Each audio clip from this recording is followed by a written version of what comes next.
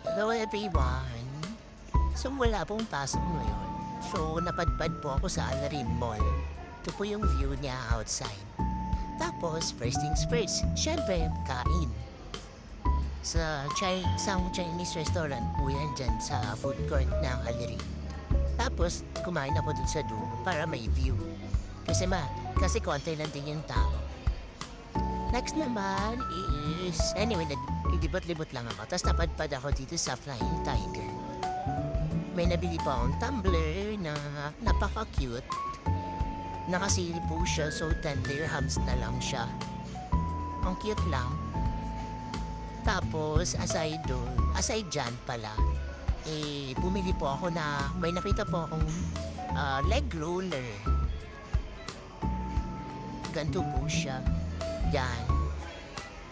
Inanap ko na yan siya online, kaso mahal buti. Nakita ko siya 20 lang.